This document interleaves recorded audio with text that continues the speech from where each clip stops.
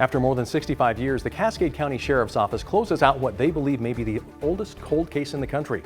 I'm Tim Mcgonigal with the details coming up. The forecast in downtown Great Falls calls for snow, thanks to the opening of a colorful new shop.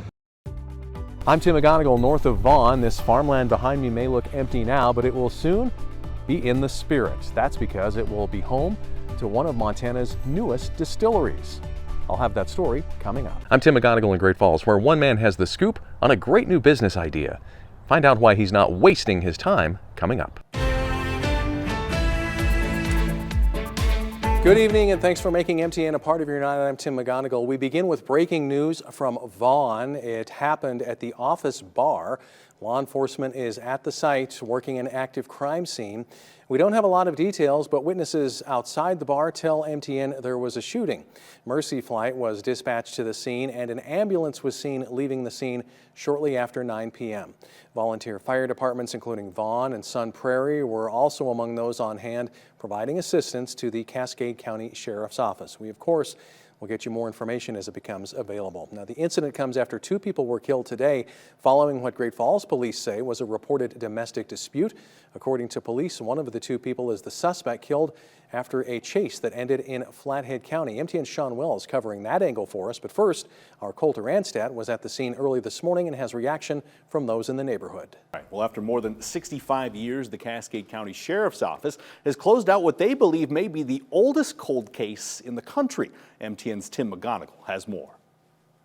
Through the use of forensic genetic genealogy, the Sheriff's Office says Kenneth Gould is the most likely suspect in the rape and murder of 16-year-old Patty Kalitsky and the murder of her 18-year-old boyfriend in Great Falls in early 1956. On the evening of January 2nd, Kalitsky, a junior at Great Falls High, and her boyfriend Dwayne Bogle, a Malmstrom airman, ventured to a spot west of Great Falls near Wadsworth Park along the Sun River.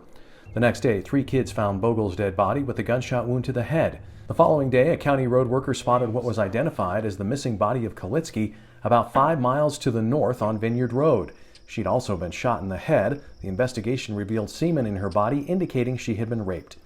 Beginning in 2012, Sergeant John Cadner led the investigation to solve the murders.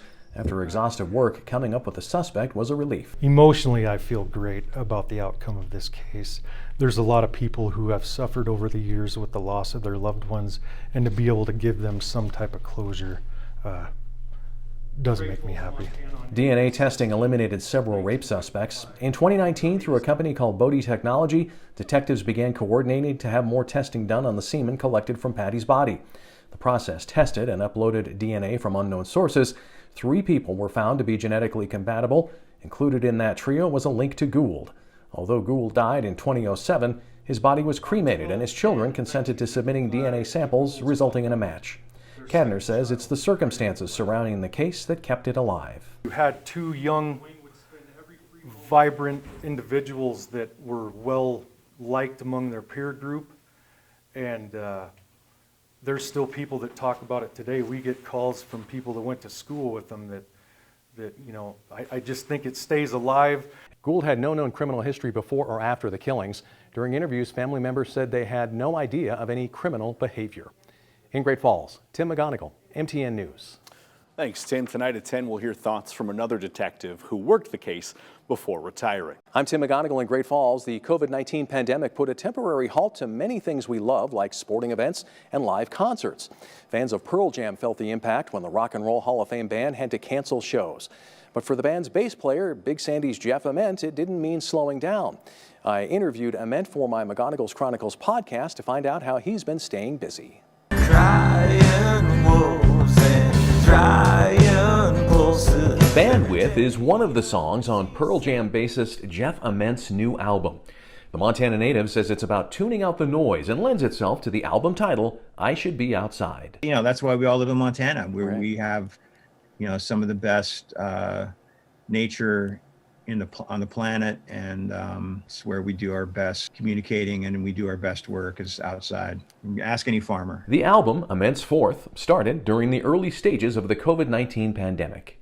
Went into the studio with the idea to just sort of turn the TV off and block out the noise and take all the energy that I had going into the tour that got postponed. The result was almost 70 songs written after 4 months, and that was pared down to 12 cuts, including I Hear Ya. I woke up in a sweat, I dreamed to kill a king.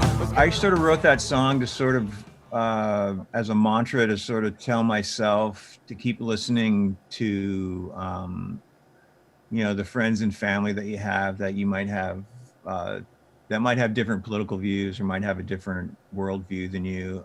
The new album also features original artwork by Ament, another passion fueled during the lockdown. For 6 to 8 hours a day, I was either making music or I was painting, and those things became very fluid with one another. And all of a sudden, a painting that I was doing, it might have some little verbiage on it that would turn into a song, or there would be a song about somebody or something, and all of a sudden that would turn into a portrait of my friend. The Mcgonigal's Chronicles podcast with Jeff Ament is available for download. Ament also talks about growing up in Big Sandy, his building of skate parks across Montana, and 30 years with Pearl Jam. Ament's album, I Should Be Outside, was released on August 10th. It's available in digital, vinyl, and streaming formats. In Great Falls, I'm Tim Mcgonigal, MTN News. I'm Tim Mcgonigal in Great Falls, where one man isn't wasting his time when it comes to his new business venture. In fact, he may have the scoop on an innovative idea. I do a grid pattern. Darren Smith has a new job, and he's cleaning up, literally. A gentleman up in New York's been pooper scooping for 20 years. Missoula has 2 or 3, and we saw one even in Salt Lake. So I said, that's something that Great Falls doesn't have. Let's give it a shot. The grass is so tall in one yard, I had to kind of do the turd tango. Some may call starting a new company a crapshoot, but for Darren, it's serious. He's in the process of getting licensed and insured, and he's developing his advertising strategy. I've got great responses by everybody I've made contact with. They think it's a great idea, and so far lawn care companies are really excited that I'm here. Sometimes you get some doggy batter, doggy splatter. Right now, he charges $20 a yard, no matter the yard size or how many dogs. Most jobs are once every 2 weeks. It's amazing what some of these dogs eat. Darren's Empty Dog movement has been in operation for about a month, and he's not turning his nose at the prospect of a long winter followed by a messy spring. There we go. Some good ones. I think it's going to show kind of a self-proof of like, okay, well, let's see what this guy can come in and do with leaves and even melted snow. I mean, it's going to be soppy, but... For those not willing to hand over their dog duties to Darren just yet, he offers some advice. Stay on top of it. Oh, okay. Yeah, because getting out there, no one likes getting out there and picking up poop, but it's got to get done. A dirty job, but someone's got to do it.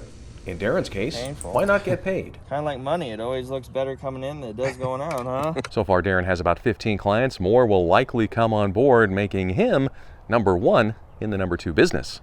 In Great Falls, Tim Mcgonigal, MTN News.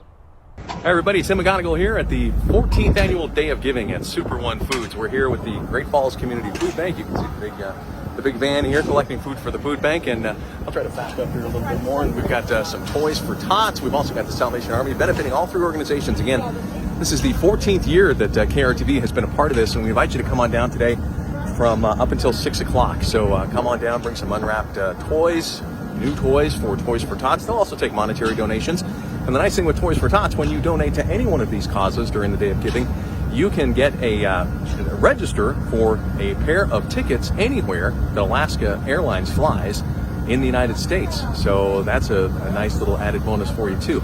Also help out, like you said, the Salvation Army, as well as the Great Falls Community Food Bank. And it's been a good turnout so far. The weather's kind of cool, but much warmer than we've seen in some of these days of giving in the past. So we invite you to come on down. And interesting thing, you meet a lot of great people here, and I just met the parents of Rob Thompson. And for you longtime Great Falls High football fans, you might remember him. He was a quarterback for the Bison back in the early 90s, and later went on to play for Montana State University. I covered him over in my days at KCTZ television in Bozeman. So I know we hear a lot about some of the great quarterbacks from the Great Falls area, Ryan Leaf, Dave Dickinson, but Rob Thompson was pretty good in his day as well. So anyway, we invite you to come on down here to the Day of Giving. It's going on until 6 o'clock at Super One Foods. We're helping out the Great Falls Community Food Bank, Salvation Army, as well as Toys for Tots. See you on the news later today at 5:30.